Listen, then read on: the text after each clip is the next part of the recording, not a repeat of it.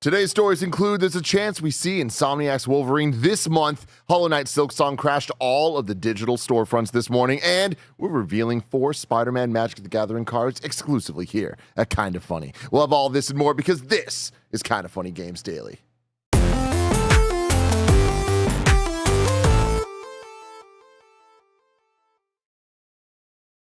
What's up and welcome to Kinda Funny Games Daily for Thursday, September 4th, 2025. Of course, I'm your host, Tim Geddes, and the joke's on me, everybody. I'm joined today by the master of hype, Snow Bike Mike. What up, Doe, Tim?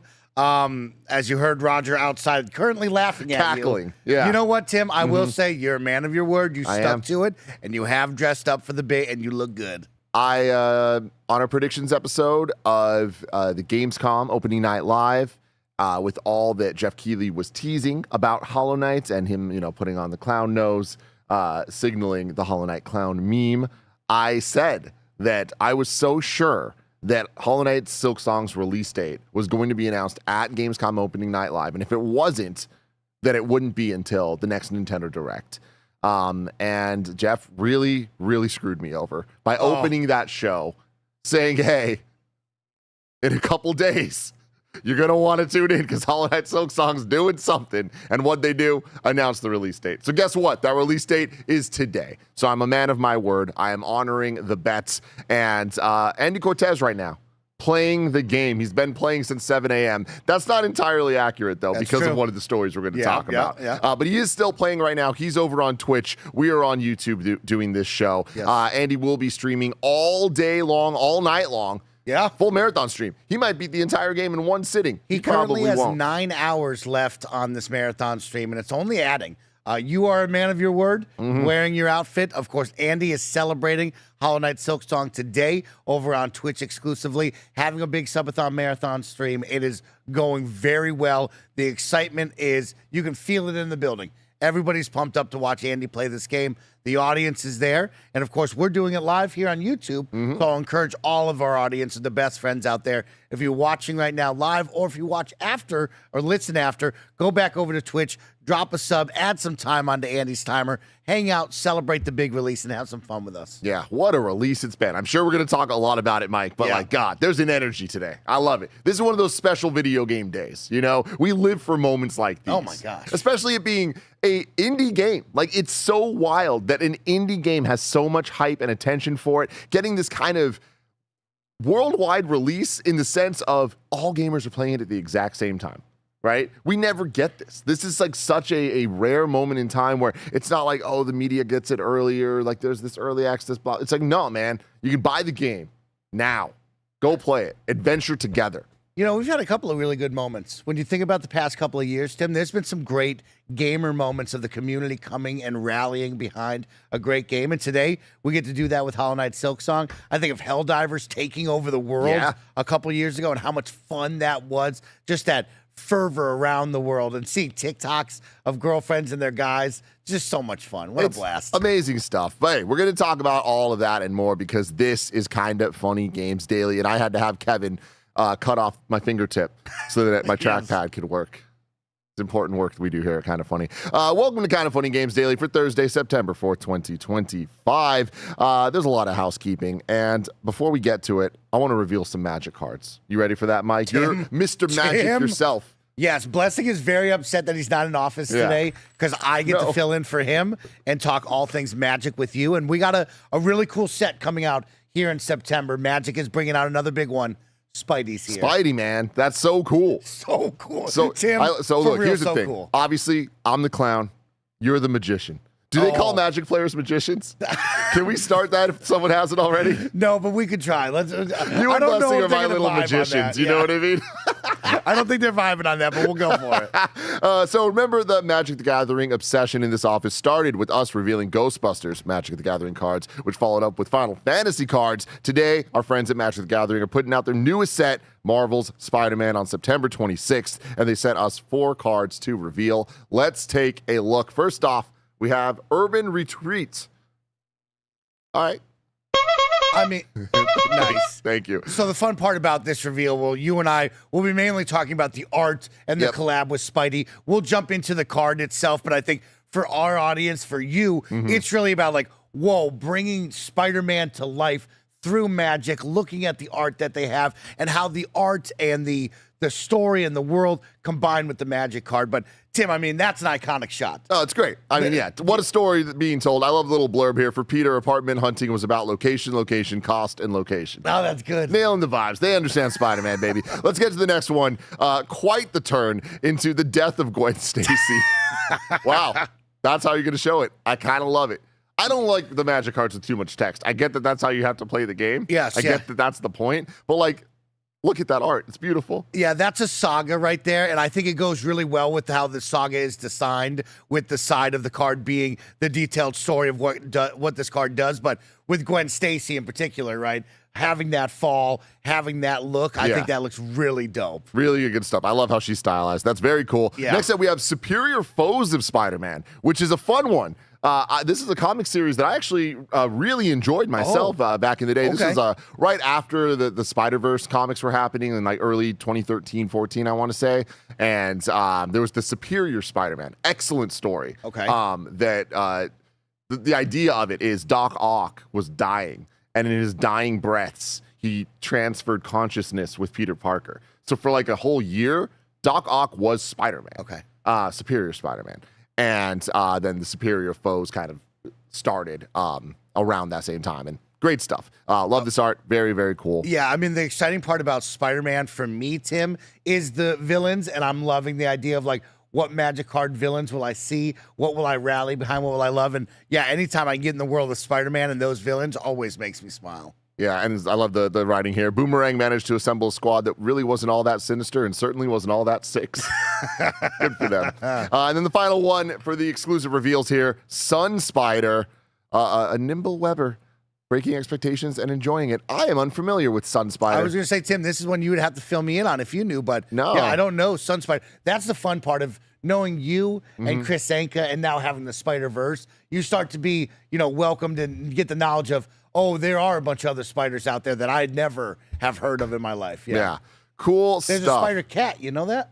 Oh, yeah. Didn't know He's that. in the movie. Didn't know that. He's in the movie. Oh, the cute cat. Yeah. Oh, shucks. Did Chris design the Didn't think cat? of I don't know if he designed the cat. Okay, good call. Yeah. Can you text him right now? I'll ask. Text him. You designed that I don't cat? have my phone, but I'll okay, ask it's him. I'll fine. ask It's him. fine. This is kind of fun. Oh, that's it. Sorry. Yeah, just some fun ones for you. Yeah. Me and Bless will have more coverage on this. I'm sure we'll play and we'll dive deeper into the cards if you want to know all about what they do and the fun new stuff that they're adding to the game. But yeah, for me and Tim, we wanted to show you the look. We wanted to show you what cool stuff is coming your way September 26th. I love that. Shout out to your relative magicians. Shout out to the magicians out there. By the way, everybody, tonight I am going to Davies Symphony Hall in San Francisco to see a symphony orchestra perform. I just want to let you know that this is how my day is starting and that's how my day is ending. Yeah. He can go both ways. He can do anything. Am I going to wear this? Exactly. We'll He see. can do anything. We'll see. Probably not. Also, one size fits all doesn't fit all. You know what I mean? It fits some, does not fit all. This is kind of Funny Games Daily. Each and every weekday, we run you through the video game news you need to know about live on YouTube, Twitch, and podcast services around this darn globe. If you love what we do, support us with the Kind of Funny membership on Patreon, YouTube, and now Spotify and Apple Podcasts to get all of our shows ad-free. And you get to watch us. You get a daily exclusive show. For a chance to be part of the show, submit your thoughts and super chats as we go. We already got a couple in here. I see Wiener says $5 as a token of appreciation for being a man of your word. I appreciate that, of course. Bandersen says, weird not seeing Tim with blonde hair. I hate you, okay? I hate you. I hope that this is in your nightmares. Rafael Garcia says, I'm horrified of clowns and I don't know what to do with this episode. I'm so sorry. I had to do it. I had no options. Yeah, you gotta watch this one. And I did my own makeup, everybody. People were asking, who's going to do it? Is it going to be Joey? Is it going to be Greg? Both of them bailed on me, so I had to do it myself. Yeah, I was hoping that Gia did it and you had to drive to work like this. Yeah, that would have been pretty good. That was my really big hope right there. Melodic Quest says, Clown Tim versus Joker, Greg. I do not want that smoke. You know what I mean? I might have the look down right now, but Greg has the mental down in a way that I don't ever want to get close to. Ken G says this is a super chat for Tim. And that's it for now. That's it for now. Let's get into the housekeeping. We're an 11-person business all about live talk shows. Today, There's only Silksong, baby. Why are we trying to get in the way of the song? Since it's finally out, Andy is playing it for as long as you want him to. Right now on Twitch, Andy's playing it for the first time. The more you support, the longer he'll stream. Will he go till midnight, 24 hours, 1,000 hours? I don't know. It's up to y'all. Let us know how you feel on twitch.tv/kindoffunnygames. If you're a Kind of Funny member, today's Gregway is all about the hunt for Greg's next white whale, but it'll be late because Greg's taking care of a sick Ben. Speaking of Ben, and speaking of Andy's stream, Ben was watching Andy's stream this morning, and he sent him an inspiring message. Kevin, can we play this? What? How can you not even play it? He did it. He beat him. Yeah. Can you say congratulations? Congratulations to you, Andy. Tell him how good he is. You're just so good at this one. I can't even believe my eyes. The cutest kid on the goddamn planet saying that Andy is so good he can't believe his eyes. He's just like me, because every time I watch Andy, I'm like, he's not actually playing that. And then I go, oh, wait, he's just that good. He's just that good, everybody. Thank you to our Patreon producers, Carl Jacobs, Omega Buster, and Delaney the Psalm Twining. Today we're brought to you by X-Real, but we'll talk about that later. Let's get into it. The Roper Report. I'm all messed up, man. You're doing great, Tim. I think it's you're hard out dialed there. We in. have 6 stories today. A baker's dozen. It's a Thursday. Baker's dozen. That feels like a Friday. Oh, God, you're right. You know what I mean? It's Like, not it's a Friday? Thursday that That's feels like a crazy. Friday. Yeah, That's crazy for me. Story number 1. We're seeing Wolverine next month. Question mark. This comes from Tom Henderson at Insider Gaming. Super Chat, do you believe it? What are your hype levels for Wolverine? What would you want to see more of at a PlayStation State of Play? Let us know. Insider Gaming sources have revealed that Insomniac Games Wolverine's ready to be shown off for the first time officially since the 2021 PlayStation Showcase. According to sources who wish to remain anonymous as they couldn't talk about company plans, PlayStation's currently planning its next State of Play event towards the end of September. Other sources revealed that Insomniac Games Wolverine is almost certainly going to be at the event, as the production of its next trailer has now been completed. If the game doesn't appear at State of Play, then the trailer will undoubtedly be released in the next few months, with the Game Awards being the next likely candidate. Insomniac Games Wolverine faced some issues in development following a ransomware attack in December 2023, during which employee information and a substantial amount of game footage leaked online. The hack resulted in some changes to the game's plans, but the extent of those changes is currently unknown. At the time of writing, neither PlayStation nor Insomniac Games has revealed when Wolverine is set to be released, but fingers crossed, an answer awaits us in the coming weeks. The game is currently slated to release exclusively on the PlayStation 5. As for what else the next State of Play event could feature remains to be seen, but it's likely to feature Bungie's upcoming Marathon, a new Metroidvania God of War. Insider Gaming has it on good authority. A mainline title is also in the works. Phantom Blade Zero, and possibly even Naughty Dog's Intergalactic The Heretic Prophet. If the State of Play is at the end of September as intended, then we'll likely see a deeper dive into Ghost of Yotei 2, which releases on October 2nd, 2025. What do you think, Mike? Tim, I want to believe. Tim, I want to get extremely hype for the idea of us getting to see Wolverine at the end of the month. Yeah, that's all I can think about. That gets me so pumped up because I want to see more. I want to see everything about this game, Tim. I want the cinematics. I want the story. I want the gameplay. I want to see the size and scope. I'm coming off of Spider-Man, which is just so good. And you know Spider-Man. You can close your eyes and imagine what that game is. Wolverine, you can close your eyes and imagine a lot of different routes, and I don't know which route they'll take, especially coming off of a giant open world with Spider-Man. So it's like, I don't think we're doing that with Wolverine, unless he's riding a sick motorcycle around town, hopping off and just punching people, you know? Yeah. So I don't think they'll do that. So it's like, yeah, I just want to see this become reality, right? We saw that awesome little teaser trailer a long time ago. We've seen things out there, but like there's no, hey, this is official, this is real. Yeah. And that's where I want to be. Yeah, dude, exciting times. Obviously could not be more excited for any Insomniac project. Like, they have proven to be one of my favorite developers, hard stop, of all time. And anytime they put out a project, I'm going to want to platinum it. Like, I want to do everything that that game has to offer, and they've proven that for the last 4 titles or so for me. And Wolverine, wow, like what a unbelievable dream after the Spider-Man games. Like you're saying, Spider-Man, Insomniac, what a dream combination there, right? Wolverine, a little harder to potentially imagine, but you trust them because they did such a damn good job. So I can't wait to see what exactly it is. Will it be at the State of Play? Will there be a State of Play in September? All that adds up, right? I have no reason to doubt any of that information. Just thinking about where PlayStation is at, where the different studios are at, when the last time we saw this game was, like, a State of Play in September sounds right. And if there is one, we're at that point now. Everybody be clear. Hollow Knight is out. What are we going to ask every time a showcase comes up if it's going to be there? It's Wolverine. Wolverine. Yeah. Yeah, I mean, there's one of the big questions left out there, right? And so that's the fun one. You know about Ghost coming out right around the corner. We're all excited for that one. You talk about the Heretic Prophet, which is a Naughty Dog one. That's going to be cool, right? But what is after that? And it is Wolverine is the next big one. Soros, of course. We have that's going to be question marks for 2026. Yeah. Very excited about that. And so, yeah, they kind of have to start showing the lineup of what is next for your PlayStation. But this, when we talk about Wolverine, that is a huge PlayStation 5 title. This will be one of those kind of generation defining. Oh, yeah. This is the one you remember. And I'm really excited about that. If we stick for Wolverine a little bit longer, X-Men, more of a Logan, just Logan off on his own type of style. I can't wait to see. Yeah, it really, is. That's the fun stuff too. And that's the thing too, is they already have a Marvel universe being built with the Spider-Man, right? To the 3 Spider-Man games that we got, and the hints of a broader Marvel universe around that. So we'll see how far they take all that stuff. But you bringing up the Heretic Prophet, Intergalactic. That's another one where I feel like we're not going to see that. Like them talking about it here at Insider Gaming of like the State of Play is likely to feature Marathon, Metroidvania, God of War, Phantom Blade Zero, and Intergalactic. It's like, that sounds crazy to me, you know? Like that's 2 banger.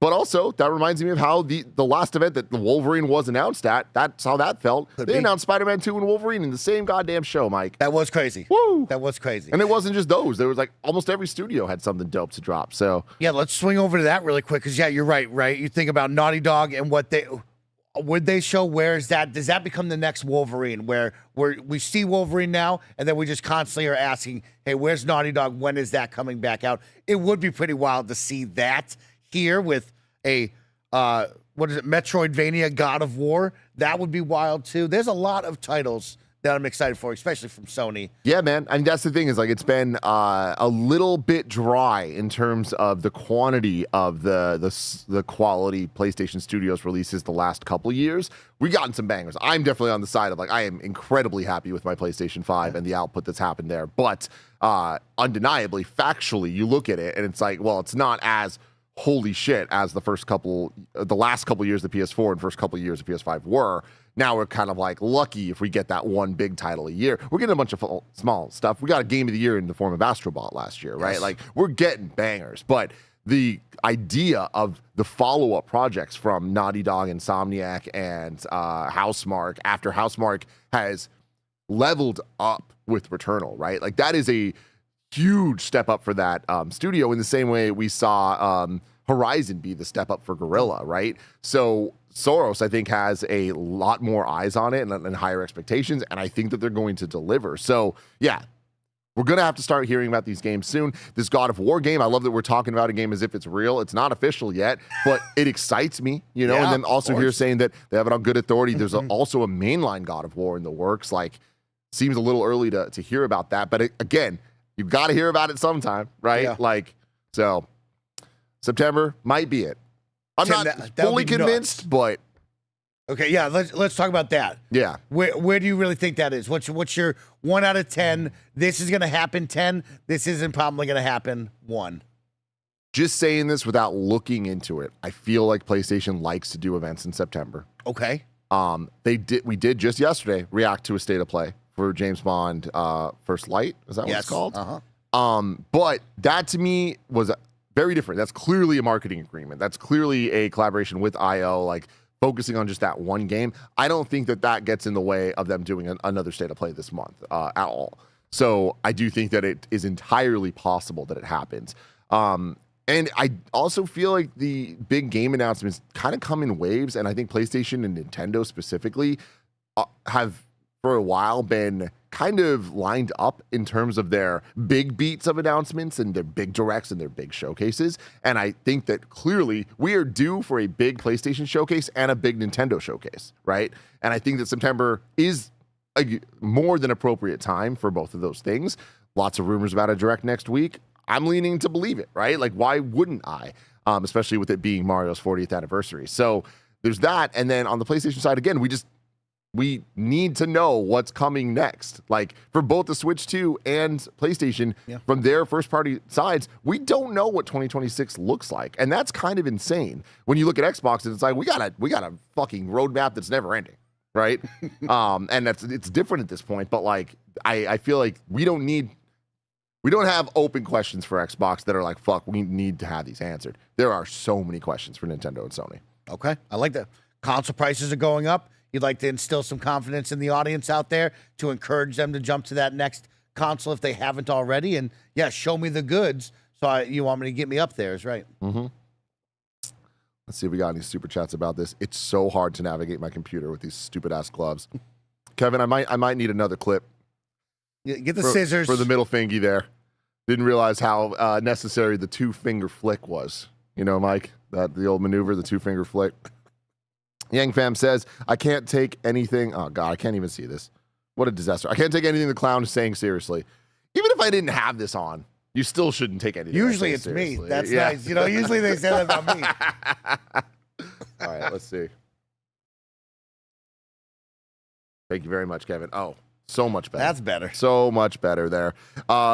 Street Shadow says September is also the 30th anniversary of the U.S. launch of the PlayStation 1. Last year was the Japanese release. Not saying this matters to the state of play stuff. Oh, yeah, that's nice. If I remember correctly, I don't think Sony really celebrates the American anniversaries as much. You're wrong me if I'm wrong about that, but that is an interesting poll there nonetheless. Let's move on, though, to story number dos. Where are we at with that? It is Silksong, baby. You need some help? No, almost. There we go. I apologize. It's been a nightmare to try and download Silksong today. This comes from Etahn Gatch at Kotaku. After 8 long years, Hollow Knight Silksong's finally arrived. There's just one very small problem. The biggest game release of 2025 is causing all sorts of issues for the Nintendo Switch 2 eShop and Steam store pages. Fans are racing to download the highly anticipated Metroidvania sequel, and they're stuck looking at error screens instead. I've been trying to download the game on my Switch 2, and I keep getting kicked out of the eShop. On my most recent attempt, I was finally able to load the actual Silksong store listing and hear the music from the auto-playing trailer. Nothing else on the page actually populated. After about 20 seconds, the store crashed on me again and kicked me back out to the main Switch 2 menu. There's no word yet on whether this is just a momentary issue caused by the sudden surge in traffic or something else is going on with Silksong's launch that could delay it further from its original planned 10 a.m. Eastern debut. Some players do appear to be having success getting the game downloaded, at least on Steam. It's also available through Game Pass for free for paying members. The game's arrival has been unique among modern releases, with no advanced code provided to reviewers and everyone getting the chance to jump into the game and play it at the same time, or at least whenever the eShop, Steam, and other store pages start working again. Wild, Mike. I'm happily surprised at this one, Tim. Yeah? You know, we talked about it, and it is like, it's this weird give and pull for me of like, there is so much excitement. There's always, hey, this has to be shown. I'm dying to see Silksong. I'm excited about this, but it's been some time, right? And it's an indie team. And sometimes you're like, I don't know if that indie game has the stuff like we're talking about it. And then I'm happily blown away this morning to see just mayhem for everyone rushing to their console at 7 a.m. to celebrate this release, to jump on and play, and to see servers crashing just for us to buy the game and jump in. That's awesome. I mean, it's insane. I'm blown right? away. Because this is not Grand Theft Auto 6. This is not, I mean, I can't even come up with another example, right? Like that would crash this. Everything This is a indie Metroidvania. Holy shit, man. Crashing every storefront. Like, that's absolutely wild that there's that much interest at, again, 10 a.m. Eastern. That means 7 a.m. Pacific. I would even say, like, Andy Cortez was here at 6:30. Andy. That's insane. It is fully insane. And the cool part about this, Tim, is it's taken all that time. We saw the report come out that the team was so happy with how they led up to this, being relaxed, taking their time, having fun just making this. And it's selling for $20, Tim. Yeah. I think everyone in this room, outside, would have believed in the road to this. $40, $60. I was Team 20, man. Everybody was I'm fine. not so surprised. This to me felt like the obvious road ahead for Wow, Team that's Cherry. wild. Yeah, and I'm happy they did it. Yeah. And I think they could have charged 40. I think they could have done a lot of things. I just like based on patterns of that. I just saw this as 20, and I love that they stuck to that. I love that, too. I think that's a huge win. The whole story of this game and this team is just a massive win and goes to show you that, like, good things can happen. And video games can be celebrated, and this can't happen. That's awesome. It's cool. And we don't get many of those stories. It's funny because here we are celebrating the fact that something's not working, right? But it's like it's going to work. This is going to iron itself out. It is not the game's being delayed or something. And he's playing it right now on twitch.tv/kindoffunnygames. So I do think that if you're having problems getting this game, just keep at it. I'm sure you'll be playing this weekend, if not already. Chat, let me know if are you having any problems with this, or are you playing? Do you have it downloaded? Where are you playing it? Mike, are you planning on giving this one a shot at all? 100%, Tim. I did not play the first one. I will not go back to play it unless I have a really great time with this, but I'm going to give this a solid night and see how I do. I told you before, but I get lost easily in these games, and that is like the moment that I just lose all confidence and kind of give up is getting lost in these Metroidvanias. And so I'm hoping that I can have a good time. I would love to see more of it, but I bet you I give this a night and then probably don't play it anymore. I'm right there with you as well. Again, all about celebrating this. I think that this is such a wonderful moment. And on top of it, we were just giving them props for $20. Yeah. The way that they've handled this, so cool. It's also on Game Pass. Like, for all of that to be true is just such a insane moment in video games when the world is falling apart around us, right? And like we've had so many misses, so many canceled games, so many like failed situations happening, like so much bad stuff. And this year we got Expedition 33 coming out not at full price and being as goddamn good as it was. We have Hollow Knight Silksong. We have big surprises like Blueprints. Like, this is cool, man. Like there is a light in the darkness every once in a while when it comes to video games. And I love that we're having one of those moments right now. Video games are cool. Video games are cool, everybody. And we're going to keep talking about them and all the news of the day right after a quick word from our sponsors. This episode is brought to you by Xreal. As of August 25th, Xreal 1 Pro is finally available on Amazon and BestBuy.com. Plus, it's back in stock now on Xreal.com. A few months ago, my life changed forever when I brought a pair of Xreal 1 Pro AR glasses on a incredibly long flight to New York City. I legit could not believe how easy it was to use and how high quality my experience was playing games with my Steam Deck and watching movies with my phone on the plane on a theater-sized OLED screen right in front of my eyes without too much extra stuff or a giant goofy headset involved. No joke, this is my favorite new piece of tech in years, and it has earned a permanent spot in my travel bag. It's only hard to believe it works as well as I'm saying until you try Xreal AR glasses for yourself, and then you will see that the tech is here. Connect Xreal 1 Pro glasses to whatever you're playing, like a handheld console, PC, phone, or home console, and get a massive 150-inch virtual screen anywhere, anytime for any game. Gaming on the go, like a long flight, you need Xreal 1. Neck starting to hurt from staring down at your handheld? You need Xreal 1. It's plug and play with all your devices via USB-C, built-in audio with sound by Bose, anchoring your screen literally anywhere in space, 1080p Full HD, and you can make it bigger, smaller, farther, closer, ultra-wide, or regular widescreen, horizontal, vertical, even 3D if you have a 3D movie. It's all built in and can be controlled by pressing a few buttons on the glasses. These are what make Xreal 1 Pro a must-have. Xreal 1 Pro is now available on Amazon and BestBuy.com, and from August 25th through September 1st, you can get $50 off if you bundled Xreal 1 Pro with the Xreal Beam Pro AR mobile device on Amazon or Xreal.com. There is nothing better than when a sponsor of Kinda Funny is something we are legitimately obsessed with. So get yours today at kindafunny.com/Xreal. That's kindafunny.com/Xreal. And we're back. Shout out to Matt Piscatella in the chat. You'll love to see it. Very, very cool stuff. And what a day to tune in to Kinda Funny Games Daily. Hi, Matt. Nice to see you. Thanks for tuning in.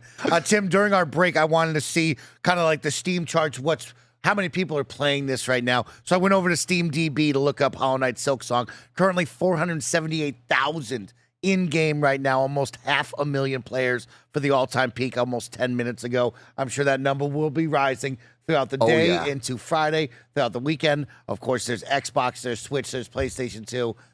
Congratulations, Team Cherry. Insane, That's dude. a big These win. are crazy numbers. Keeping the numbers going, I want to talk about y'all because y'all are amazing. Right now, we have over 1,000 people watching Andy play Hollow Knight Silksong on Twitch while we're here with 1.8 thousand people watching Kind of Funny Games Daily. Y'all are the best. All right, after this, go support Andy. Hang out on the stream. It's going to be a great time for everyone. But before we get to everything else, let's get to story number 3. Valve trademarks Steam Frame. This comes via Wario64 and a Gaming Leaks and Rumors Reddit post. Super Chat, let me know. What would you want out of a Valve console/tower? Wario tweets, Valve trademarks Steam Frame, intended to cover the categories of computer game consoles for recreational game playing, video game consoles, video game accessories, namely controllers for video games, one for computer hardware as well. Post notes that these were filed on September 2nd, 2025, 2 days ago. The Steam Frame trademark registrations intended to cover the categories of computer hardware, computer networking hardware, computer peripherals, hardware, and computer software for the reproduction, processing, and streaming of audio, video, data, text, and multimedia content. The registrations intended to cover the categories of computer game consoles for recreational game playing, video game consoles, accessories, namely controllers for video games. So a lot of stuff just kind of like going through a bunch of the different categories of video game hardware, right? So I feel like this is them kind of continuing to make advancements in the space. Obviously, we had the Steam machines back in the day that didn't really work so well. The world is ready for it now, and I feel like they have proven that with the Steam Deck, how popular that is starting to be, how popular having that docked with your TV is, all the different options you have to play games via the cloud and all that stuff. And they're moving to VR, right? They have their controllers, and the likelihood of them coming out with a Steam console of some sort, a Steam box of some sort that you can have on your home entertainment system is incredibly likely given their push into Steam OS, their push into how their ecosystem has evolved way beyond just being a storefront and game developer, publisher, studio, right? Yeah, of course, Tim. I mean, when we talk about Steam, you talk about the big storefront that is. You also talk about just kind of this big cultural push towards PC gaming. I always yell at you that the kids scream for a PC now over the console. And I know we're a little divided on that, but like there is this moment right now in 2025 of like Steam is kind of the dog right now. Steam is the big dog that everybody wants to be a part of. And to see them, you know, it's a trademark. We'll see where that goes. But if you and I can fantasize, right, it is, how do you now take that PC and put it at the, you know, home big television in your sofa in your living room and say, hey, Steam is right here. All of those games that your kid buys over there, you can play it right here. All the functionality of a PC could be right there. And TVs are already very close to that. Home consoles are very close to that. But there's something that's missing. We all know it. Of like when you're on your PC, there's something that's missing from that experience.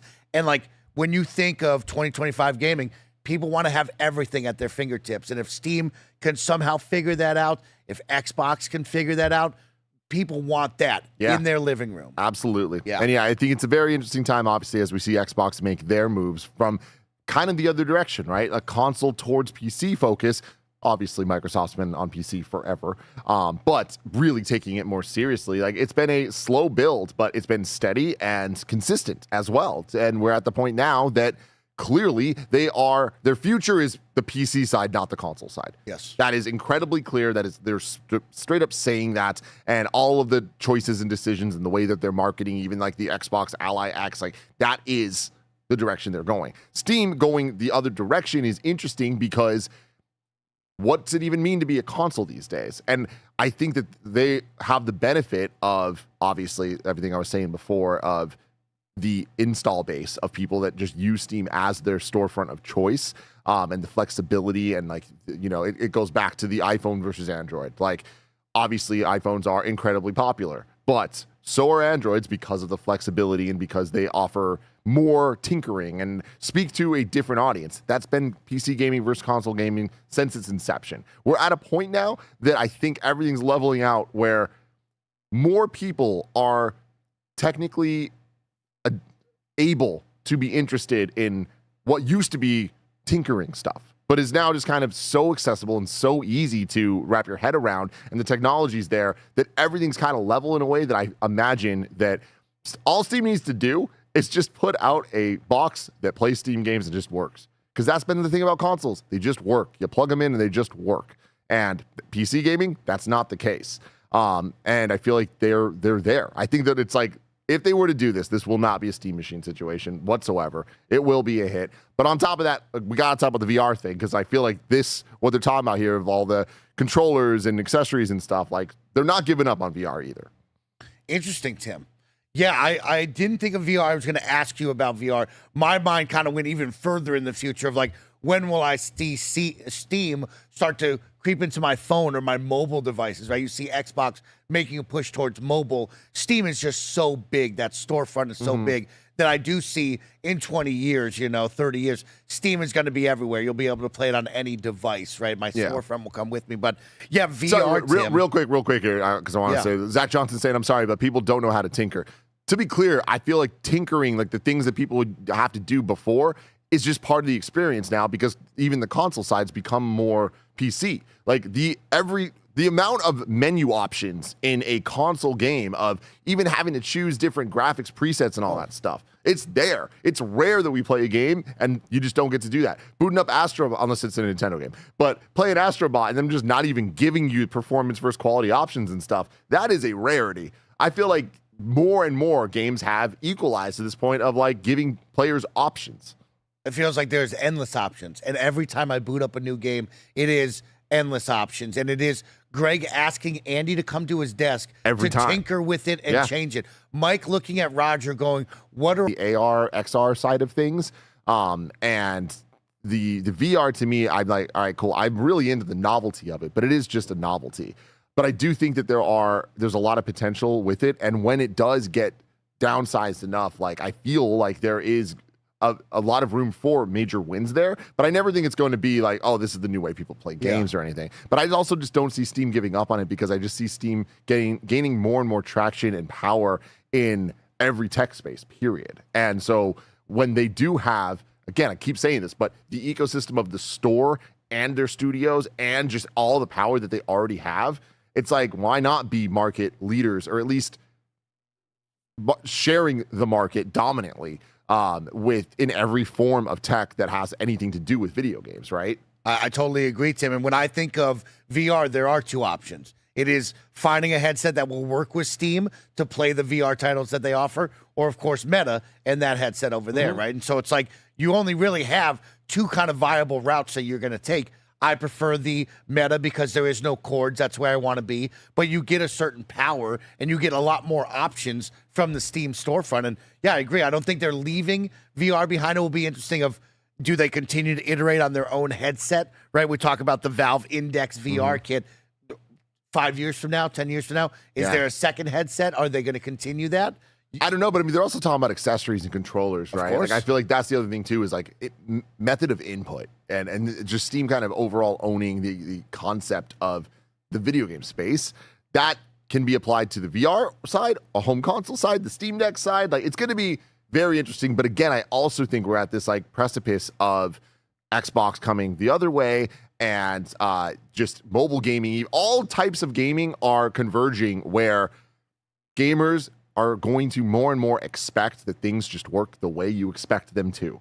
And that means no proprietary bullshit and no, well, it works this way here and that way there. We're still there, and I think that we'll always be there to an extent, and there's always going to be outliers. Nintendo's going to Nintendo, and that sucks. I wish that they wouldn't do that. It's also why they work, because they do just do their own bullshit. But I am very interested in a world where you can just play a PlayStation controller on a Steam machine playing an Xbox game, and it's like, we're already there, but just it working even easier, I think is what I'm hoping for. At that convergent point is gamers, and gamers just want a game. They want frictionless gaming. They want to be able to look at something, pick up something, and just play. And that's a lot of these companies' new vision and mantra is like, where we have to meet the gamer where they are, and we have to give them the very best. And yeah, Steam could do anything they want, and they're going to see that, and they're going to say, well, we want to continue to produce massive buku dollar bucks, right? And so we got to continue to give all of our players that. And so yeah, great call, Tim. There's a lot of cool stuff there. Yep.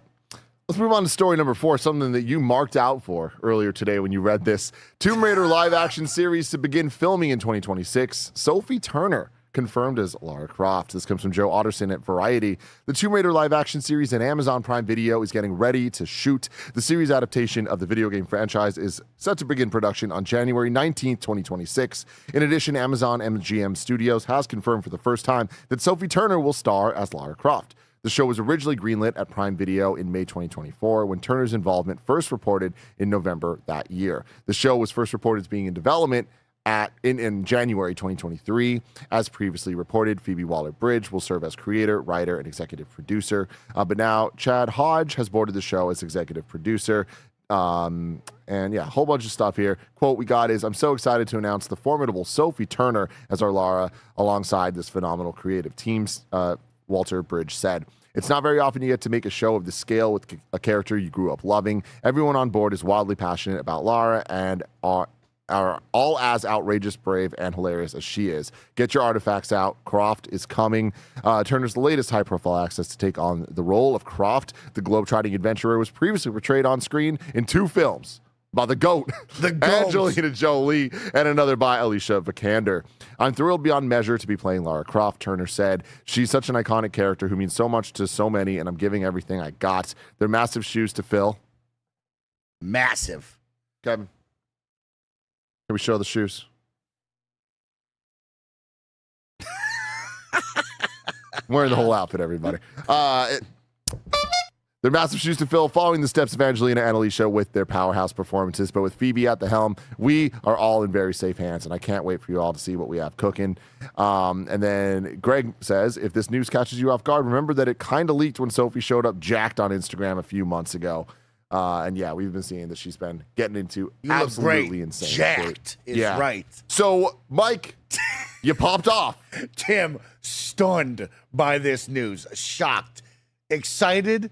Because, like, when I think Sophie Turner, yeah, I think of a great time. Do you? Game of Thrones. Okay. Sansa Stark. Sansa. You know? Yeah. She was the queen of the North. She was taken over, and it just brought me so much joy. Yeah.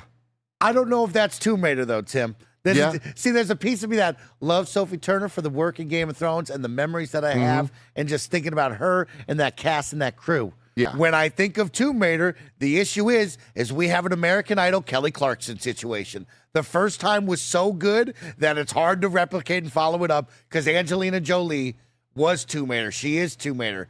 She was so good that it's just like, I just can't picture anyone else. Yeah. It is interesting because, to your point, Angelina Jolie, in many ways, nailed it. Right? Nailed it. For what that era of video game movies was and what that era of Tomb Raider was, I do think that there's something special. She does deserve the shout out. And then Alicia Vikander as well, I think really nailed the Lara Croft Tomb Raider reboot vibe, right? That movie, I think, his biggest fault was its time of release and that it literally was a one-to-one just remake of the game. And it's not like that game is as revered as Last of Us. That was, people, Last of Us season 1 specifically, people are just like, oh man, why do this? It's just the same thing. And so with Tomb Raider, I feel like, part of the novelty of playing these big blockbuster games like an Uncharted or a Tomb Raider and all that stuff is that you're playing the blockbuster movie. When the blockbuster movie is just based on the game that had set, it just gets a little bit meta in a way that I think kind of takes away some of the magic. Good movie, totally fine movie. It's what a plane movie. You watch that shit in a plane, you're gonna have a good time. As Greg normally says, this is a video game that deserved a sequel. That movie, I think, would have been better if we got a sequel and we would have iterated on that and worked on that. But we are in a different age of taking video games to the screen now. We're in a better age now. We're in a better time. It's incredible, man. Yeah. I think I keep saying this, but we are at a point that it is more likely that video game adaptation will be good than bad. And I'm not saying amazing, but I'm saying good. And we've seen a lot of cases of that at this point. There's been some duds. Borderlands comes to mind. But in terms of Tomb Raider, it's always a weird one for me. I don't know where Tomb Raider's place is in the world as an IP, both movie, TV wise and gaming wise. Like, it's tough. They have reinvented themselves, and the last run of games, I think, was a major success for the franchise. What are they going to do now? I don't know. Like, I'm not personally excited for this one. Like, all the things they're saying, I'm like, I'm not into it. And the biggest thing is Sophie Turner herself. I am not against her, but I'm definitely not for her as an actress and as Lara Croft specifically. She's jacked. That's awesome, right? I really liked her in Game of Thrones. Nothing bad to say about her there. I despised her in the X-Men movies. Her Jean Grey was not good. Was that her fault? I don't know. I'm sure there was a lot of things at fault, but she was not good. And every other thing I've seen her, including this movie, Do Revenge, not the biggest fan. So I'm here like, hey, this news not for me. I'm not hyped about it, but I'm also not hating on it. Like, I think that she can do a fine job. My big question is, what is this Lara Croft? Yeah. What is this show? It's not a movie. It's the first time we're getting a live action Tomb Raider show. Yeah, that's a little bit different now, huh? Is right. You got to think of that. Young star, an opportunity to grow and probably get better. Maybe can really nail it. The tough part is, Tim, is I can't name you 5 other people that I would cast in this role. That's why I would have to turn to you, Nick. I'd have to turn to the audience and say, well, give me 5 other names that when you close your eyes, you can imagine as Tomb Raider, because I just don't got it like that. I mean, let me take back what I just said and say like how I feel about this. She's perfect for this because we don't know what this is. Like, this is a new Tomb Raider.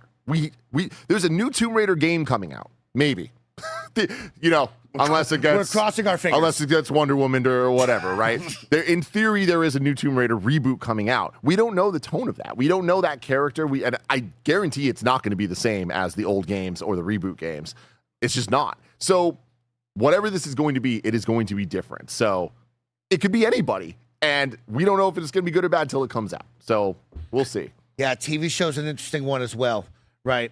But, like, you got shows like Reacher out there that are just fun to watch, right? Like, there's some fun action adventure shows that you get behind, and it's like, can Tomb Raider fill that, or is more Tomb Raider a movie to me, right? Where is Tomb Raider in 2025 and beyond? Is right, Tim. Great question, right? Like, man. If you listen to me on the Xcast, I always question the return of Perfect Dark. I even questioned Indy of, like, are people screaming for Indiana Jones? And you know what? They did show up for Indiana Jones. And it's just, these are some old titles that are like, is that still relevant in today? I don't know. Yeah. Interesting stuff, everybody. Alex Frazier says, why are we talking about the old Tomb Raider movies like they're good? I thought only Mike liked them. I mean, I think, yeah, Mike I do loves like them. Yeah. And 2, you have to celebrate that. That was one of the few times we were getting video games on the silver screen with a mega star that was Angelina Jolie. And good, bad, ugly, we just weren't getting video game movies. That's why we kind of hold those kind of on a different level of like, man, back in the day, back in my day, we got bad video game movies, but we celebrated those, okay? But then we also had Doom with The Rock. So, like, remember what Doom with The Rock was compared to Angelina Jolie and Tomb Raider. I mean, like, remember that. I'm not sure I fully can follow you down that alley, Mike, but like, I'm at least starting to. You know what I mean? Like, I'm here for the reverence. I'm here for the nostalgia of it all. But like, and yeah, like to your point of like celebrating, like we were stoked to see those movies in theaters. But also, I think for me, the going to the super chat from Alex Frazier, it's just like the Tomb Raider games weren't that amazing either.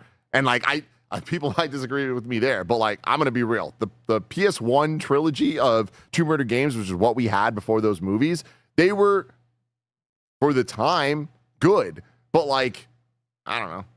I never really liked them as video games. Story number 5.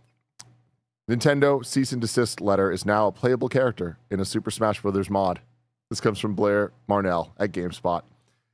Nintendo once shut down a Smash Bros. Melee tournament with a cease and desist order. Now, a Smash Bros. Melee modder's turning the tables on Nintendo by turning its cease and desist letter into a playable character.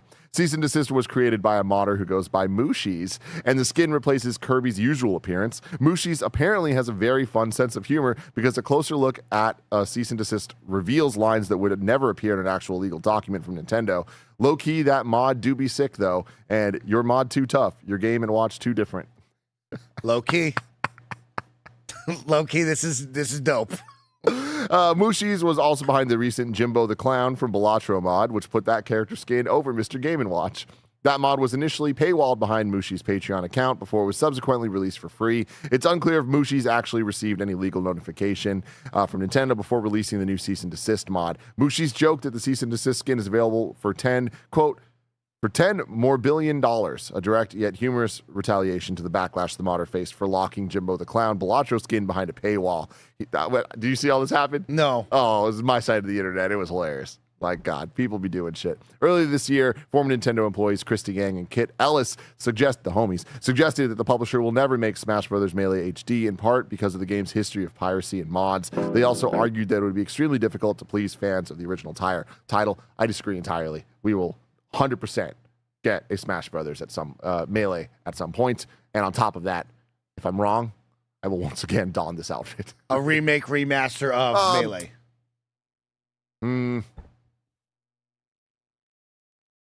Yes. I mean, on the NSO shop? That's the thing. At the very least, it'll come to NSO at some point. Okay. With just the enhancements that come with just the emulation there. But I would not be surprised if we actually get a HD, Melee HD to some extent. Have they ever done that?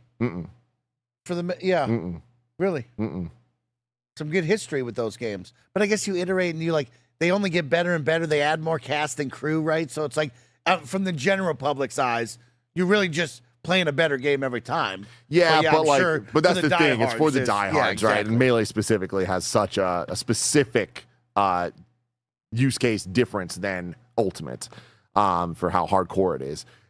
Fans recently predicted that the original Smash Bros. And 4 other N64 titles may become a Switch Online. As for Melee, it isn't currently among the handful of GameCube titles available to players through Switch Online. There we go. Why are they holding out on us? Nintendo's weird with Smash and Pokemon, Tim? man. What's this rollout, Tim? Give it to me. Why are you holding them back from me? I like the rollout. Okay. Because as a Nintendo fan that has been a Nintendo fan my entire life, and I have bought so many games, so many goddamn times on these eShops, right? The fact that NSO now, specifically now in 2025, has almost all of the consoles, right? Yes. NES, SNES, N64, Game Boy Advance, Sega Genesis, like so many different consoles there. Game Boy, I already said those. 90% of the games you care about on any of those systems are available to you now. There are all the Donkey Kong 64, there's all the Pokemons, there are exceptions, but so many of the games are there. I love that now that they've added GameCube, we're going to get the strip feed, and it's not always going to be exciting. But them making a big deal out of Chibi Robo means that Roger played Chibi Robo and fucking loves Chibi Robo. He's telling me to play it. And guess what? If they just dropped all the games at once, no one's playing Chibi Robo. That's true. So I think that it's the right way to handle it. I like the rollout. I guess I'm more of like the title selection of like, why are you holding out Pokemon from me? Well, Pokemon's different, though. Yeah, of course. Pokemon and Smash are different for different reasons. But talking about Pokemon, I feel like it is more likely than ever that Pokemon Day in 4 or 5 months, whatever it is, February 27th, 2026, we will get information about how we're going to be able to play the classic Pokemon games. My bet is it is a full price paid collection of the games. That's fine. I will do that. Yeah. I want these playable now with me where I go. The Nintendo Switch is just such a perfect console, and I want these games with me, Tim. But here's some questions for you. Hit me. They got Ken Griffey Jr. Baseball for the N64. Yeah, that'll get there eventually. They got That's Rampage. Nintendo published, right? Yeah, So, they got Rampage World Tour. Maybe I don't know about Gauntlet Legends. Who? I'm just pulling Gauntlet out my Legends. I'm pulling out my favorite games. I want those playable. Yeah, maybe. Oh man, if they had Gauntlet Legends to NSL, Mike, that'd be big news. Huge news. But if I wanted to know something smaller, the tiniest news I could possibly find, where would I go? Tim, I'd take you to our last news story, the Wii News channel, where we cover all the small news items you need to know about. Wii News, baby. Hollow Knight Silksong's out today. Let's celebrate. Friend of the show, Dave Fennoy, has been announced as the main villain in Borderlands 4, the Timekeeper. Shout out to Dave. That's man. cool. What a human being. We do not talk enough about Dave Fennoy. I know his name, and I love his work because of Kind of Funny. Absolutely. And it is a cool little partnership right there of just friendship that me as a audience member now loves Dave Fennoy after 10 years because of that. Dave Fennoy is the definition of a best friend, a Kind of Funny best friend. Like such an amazing talent, amazing person. And so congrats. Love that. Monster Hunter Now Season 7 Advent of the Exploration base launches on September 18th. Game developer reports that dozens have been laid off at XCOM and Civilization dev Firaxis. In a statement, a 2K spokesperson told game developer that there was a staff reduction today at Firaxis Games as the studio restructures and optimizes its development process for adaptability, collaboration, and creativity. On LinkedIn, multiple developers have mentioned being laid off throughout the course of the day. This includes writer Emma Kidwell, senior quality assurance tester Logan Blackwood, lead character artist Matthew Davis, and producer Maya H. Obviously, this sucks. Obviously, I'm in a clown outfit, and I apologize for how tasteless this all is. Hate this news. Hate that we have to cover this stuff all the time. These are names that we know. This one sucks. Yeah. Because I like that team. Yeah. And that one hurts. I mean, all of them hurt. And so, yeah, our hearts go out to you. That sucks. Yeah.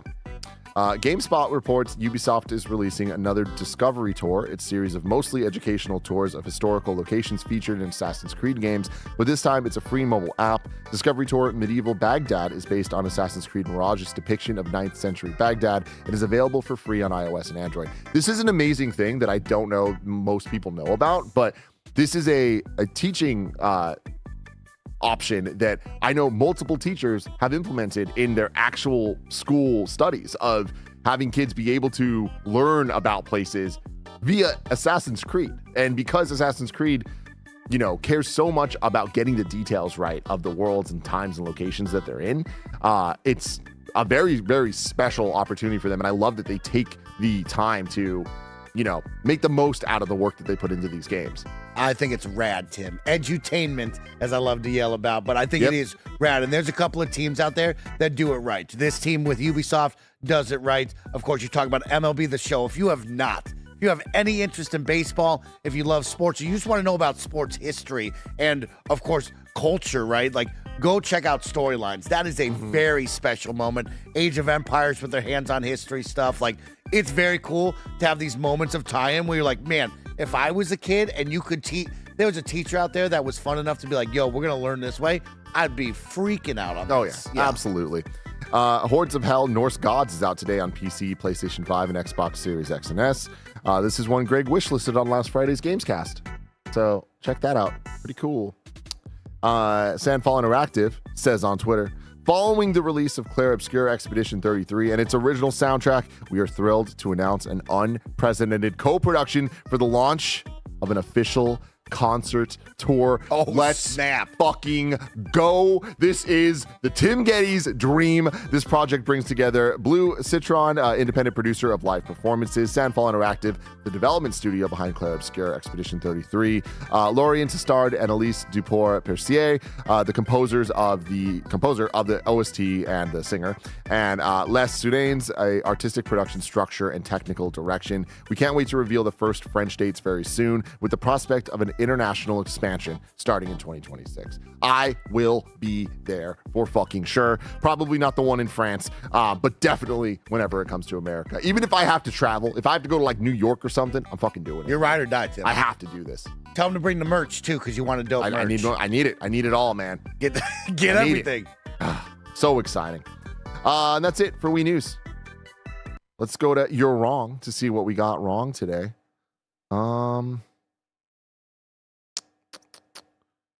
We only got one thing. Let's see. It says no one's wrong. Silky Bay says no one's wrong specifically, but since Tim said this is Silksong, not GTA 6, in regards to the crazy store crashes, it's worth noting that Silksong had no pre-orders or preload. Considering how Take-Two has operated with past releases, GTA 6 will likely have pre-orders and preload and not face the Silksong issue of everyone trying to buy and download at the same time.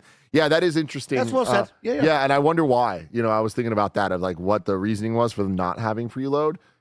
It was odd, of like not even preload or not preload, even the pre-order, right? It was just an odd one of like yesterday when we were prepping for Andy's thing and going to Steam and it's still saying wish list, right? It wasn't even out there for $20 at 5 o'clock last night was an odd one. Yeah, it is weird. I wonder if somebody knows the reason why. Please let me know. because that would be interesting. I'm sure it has something to do with the fact that they're indie, but it's fucking Hollow Knight Silksong. Like, they got the connects to figure this shit out, right? All right, let's go through all the super chats before we close out the day here. Kebab says, can't wait for Clown Tim to read the Firaxis news. Oh, man. We got Joey Radstone says, Ronald McDonald, Greg, and Clown Tim should review it. That's good. That's good. Flying Penguin says, let's talk about how the Escapist YouTube channel is uploading online gambling hype videos now. Total Biscuits rolling in his grave. I don't know about all that, but goddamn, there's nothing worse than when a once dominant internet site or YouTube channel or whatever gets like purchased by someone else and just turns it into fucking shit. We saw it with SourceFed. We've seen it with so much shit. We've seen it in so many other groups, but that sucks that it's happening to Escapist, according to this super chat. Nightlife says, I thought Tim was hosting today, not Greg, the video game journalist clown. That's good. Mike, you've been doing awesome, and Tim, I hope you host again soon. Thank you, homie. Thank you for the kind words. Thanks for having fun with us today. Oscar B says, birthday tax, happy Silksong Day, everybody. Happy birthday, Oscar. The Stoner Sensei says, I appreciate the commitment, Tim. Thank you. Shout out. Thank you very much. Matthew Lewis says, maybe a trailer in September and gameplay at Game Awards. Yeah, I was going to ask you about Sony and Game Awards as well when we talk about the cycle that everyone's in, but also you brought up Nintendo and PlayStation kind of being in a similar cycle. How much Sony with Jeff, Game Awards, what kind of love can we see there? Another good beat. Yeah, I think that it's interesting to be where we're at now with the Game Awards. This being the 11th Game Awards coming up. Last year being the 10th, obviously the anniversary, a bigger deal, in theory at least, right? They did a whole orchestra concert to celebrate it. Like, they went hard. I feel like we're starting to lose a lot of the patterns that we used to look at before of like, all right, Microsoft usually does this type of announcement at Game Awards. Nintendo will show up with this dumb bullshit, and PlayStation will have one thing here, whatever. It's been so inconsistent the last couple of years that I think we've lost the patterns. So we got Naughty Dog's debut of Galactic last year. That doesn't mean we're going to get a PlayStation game this year. It also doesn't mean we're not. So we'll see. It's just a big beat. Yep. It's a big beat. Huge beat. I mean, every year bigger than ever. Yep. So I expect that it is not crazy to say that this year's Game Awards will have more eyes than last year's. Ash says, due to an error in the Microsoft Argentine store, Silksong's just $2, I think they're saying. Whoa. Also $7 on Steam in several countries. Whose fault is this? How does this affect Team Cherry? Love you all. I don't know. I'm sure that was probably handled very quickly, I bet. I'd imagine so. Yeah. Yeah. Matthew Rocco says, Tim, I just got Lock On 006 in the mail after 2 years of waiting. Excited to read your section on Final Fantasy X. That's fucking awesome.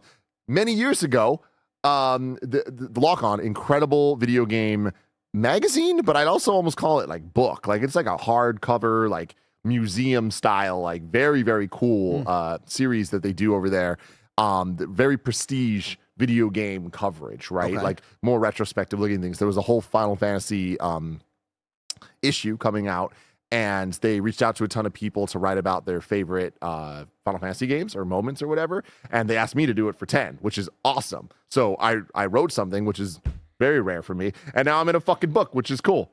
Tim, Ben Starr wrote about 8. That's rad. Tim. Yeah, custom art by the Final Fantasy artist. Like, very, very, very rad, cool. But Tim. I've been waiting for it for years too, so I'm excited to see it. Do you know what journal it is? I'm on IM8-bit. They're selling Lock On Gaming Journal Volume 1. It's Volume 6. You're Volume 6? Volume okay, 6, yeah. So we can look that up. That's so rad, Tim. Yeah. There was last night. Can we talk about Final Fantasy? Just a quick moment. There was last night in my Pokemon journey, right? And I can just rattle off Final Fantasy X stuff. Like, that game has an impact on me, Tim. Yeah, dude. I get a little teary-eyed thinking about it. I love it. I can just rattle stuff off. I love it, man. Xanarkin, my man. I'm going to tell you. Ballers, bro. One of my favorite gaming moments of the year is not me playing video games. It's you talking to me about Final Fantasy X. Tim. It's so good. It's so good, so Tim. good.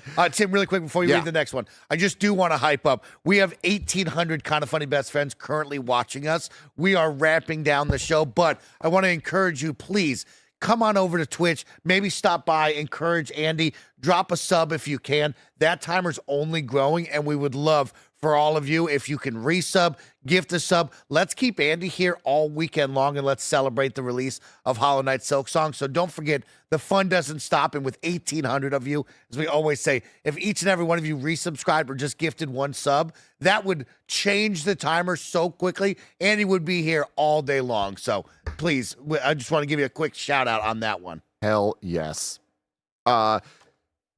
Motor World Hype says, I'm so sorry, Tim. I'm so very, very sorry. It's okay. Man of my word.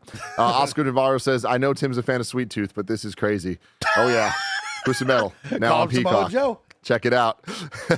Alex Frazier said, managed to beat the first one in time for Silksong to drop. Playing it on my Switch 2 and loving it so far. The movement and art are impeccable.